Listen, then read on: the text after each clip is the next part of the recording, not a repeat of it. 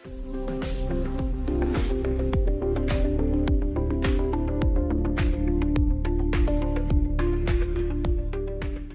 pengen tahu pesan utama apa yang pengen Mas Donar sampaikan melalui film ini. Di tengah maraknya juga banyak korban pinjol atau judul di luar sana. Silakan Mas Donar.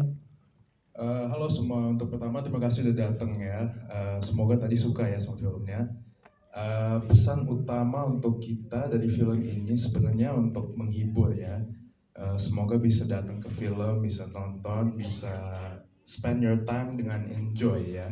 Sebenarnya pengennya Jadi obat musik nasional, jadi nonton walaupun kita tahu maraknya di sosial lagi banyak terjadi, tapi kita enjoy, nikmatin dulu, ngelupain masalah-masalah yang ada di rumah gitu ya Mas Sunar ya. Iya, itu dia. Siap, terima kasih. Tapi biar lebih enak buat di fotonya nanti buat bareng, karena di tengah kosong boleh bergeser satu Pak Ardi. Yes, Pak Widya silakan. Iya, pesan semuanya. Tadi banyak juga yang kayak nyangkutnya sama yang ini nih, nyangkutnya sama yang ini, ada yang kena sama Trio TLC, ada yang kena sama DJ Smile. Nah, pada saat pembentukan karakternya seperti apa sih Mas, sehingga bertolak belakang banget dengan aktor-aktor yang misalkan kayak Devano jadi DJ Smile, Trio TLC gitu Mas. Silakan.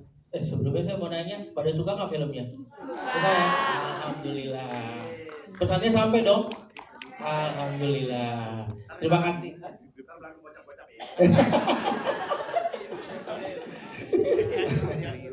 Terima kasih semuanya yang udah sempat datang, udah nyempetin datang, terus udah hujan-hujan tetap datang.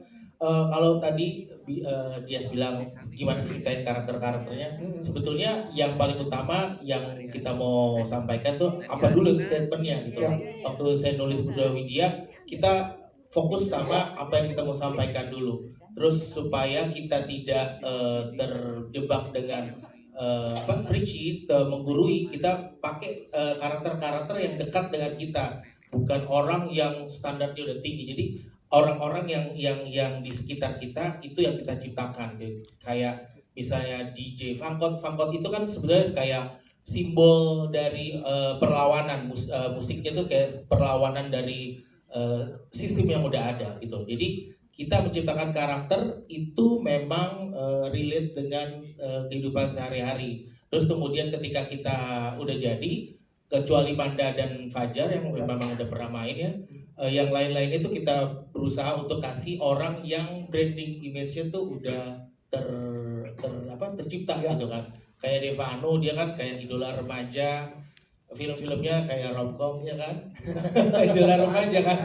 Yes. Akhirnya gimana caranya supaya kita bisa bikin dia tuh berbeda dengan film-film sebelumnya gitu loh. Terus kayak Jovial juga kan, Jovial sebagai di sosial media dia terkenal dengan influencer relationship ya. Wawasan yang sangat luas, wawasan yang sangat luas. Relationship, cinta. Sekarang kita bikin dia jadi financial planner gitu kan. Yeah. Jadi memang kita bikin karakter itu kita ciptakan dan kita kasih sama orang-orang yang secara image sudah terbentuk. Jadi kita coba untuk kita tabrakin gitu. Yeah. Kita kontrasin. Kira-kira seperti itu. Mas, ini kan banyak di sosial terjadi, yang diangkat di sini kan salah satu isu, ya kan? Ya. Apakah memang udah ada misi dari Mas Ardi dan juga tim dari Scovie untuk membuat isu-isu lain terkait tentang ya pinjaman online ini, Mas? Karena kan ini baru 1-2 kasus kali yang diangkat. Ada misi itu nggak sih Mas ke depannya kalau ini berhasil diterima oleh masyarakat luas? Karena pesannya kan cukup bagus untuk di sini, Mas. Kalau sebetulnya pesan utama yang kita mau sampaikan sama Widya waktu itu adalah bagi konsumerisme di kalangan remaja sih. Itu kita prihatin dengan orang-orang yang berusaha flexing tapi dengan berbagai cara mengakomodir keperluannya di sosial media. Padahal kan kita nggak perlu validasi orang-orang untuk diri kita sendiri gitu. Dan saya sempat bertemu ya, ada kayak penyewaan iPhone ketika untuk para remaja ya, kalau misalnya ada event apa, buat saya itu cukup memprihatinkan ya gitu. Jadi kayak penyewaan handphone itu salah satu keresahan saya juga gitu loh pada saat itu, konsumerisme seperti itu gitu loh. Jadi saya ngomong sama Widya gimana kita bikin sesuatu yang kita mau sampaikan secara lokal gitu, problem remaja lokal zaman sekarang gitu, terus kita kemas dengan segar gitu. Kita tidak menggurui gitu. Kita tidak berusaha untuk menyampaikan secara ini, secara Gak didikte gitu ya. berdikte ya, seperti itu sih Siap, awalnya. terima kasih. Tepuk tangan dong buat Mas Ardi. Terima kasih Gen Z yang juga mengalami hal-hal seperti yang ada di dalam film atau seperti apa. Silakan Kak Widya.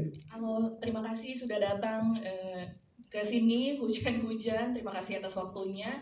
Sebelumnya pas waktu kita memulai naskah itu kita riset dulu. Kita tanya orang-orang yang pernah apply pinjaman online dan bahkan orang yang pernah kerja di pinjaman online gitu.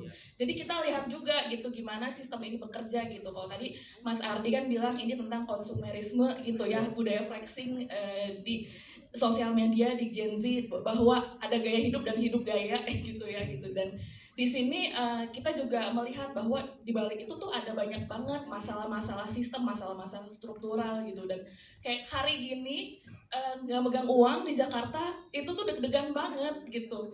Dan aku sama Mas Ardi sering banget sharing-sharing, Mas lo pernah ada di titik apa sih Mas gitu.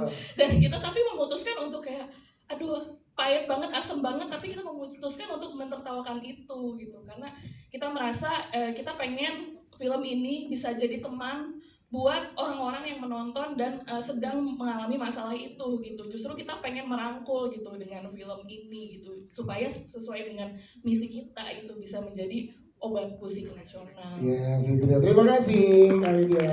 Kita ke